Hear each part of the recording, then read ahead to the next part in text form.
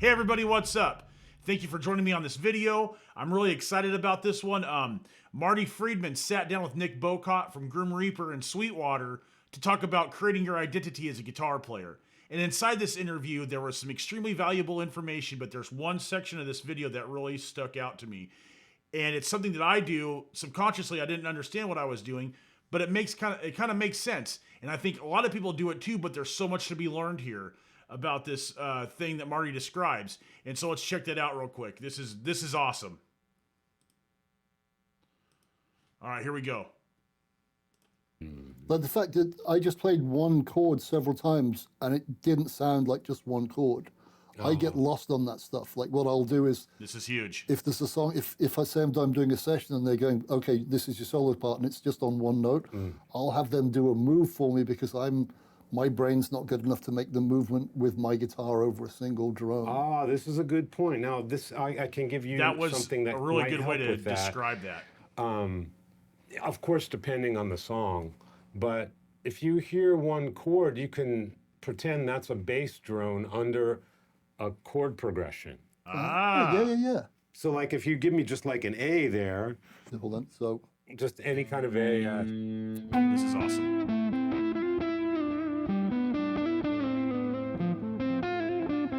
He's walking down that chord progression. Pretty basic.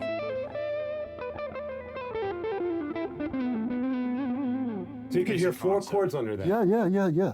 Real common basic chords. Doesn't matter. It worked. But yeah, you're hearing bass is playing A, but I'm like outlining these chords with the improvisation. Right. And so the sooner you get in the habit of doing that, the better, because sometimes you'll be faced with like these long droning one. I have to stop it right there. How many times have you hit the lowest string on an acoustic guitar, hit the low E string, and play along over that drone? It's exactly the same thing. And Marty goes on to describe it further, but that's the simplest way that my brain latched onto. It's just like going dong and then noodling around. It's almost like a concept like even in drop D, where or you're playing a fifth chord by hitting those two low strings, and there's another note there, so you can work off of it. But I guess what I'm trying to say is that the idea of being able to treat every piece of music that you solo over or chord progression as the way that you interpret it, just because it's like the lowest note, the root note's the drone, you can literally play anything you want over it. And that's what Marty's going to say here. Chord things, and it's actually easier to think of these chord progressions in your mind than to do something cool over one chord for like 5 hours. Right.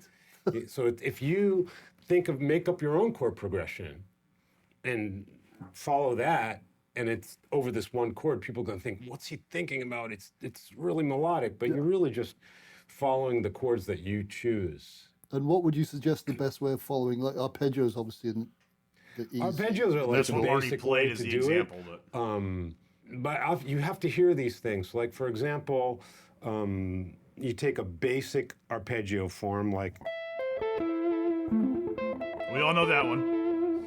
a basic arpeggio form, and to like stylize it your own way, you want to like add or subtract the notes somewhere in there.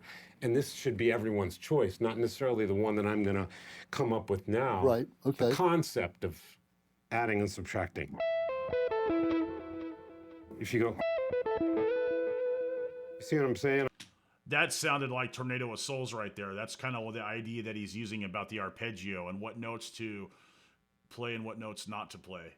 I'm like, I'm adding this, what's the ninth? And that So D you have an minor A position. minor.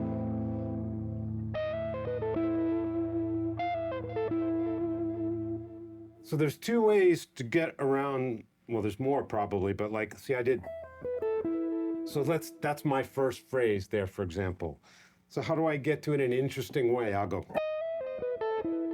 And then if I'm going to answer it back, I'll go.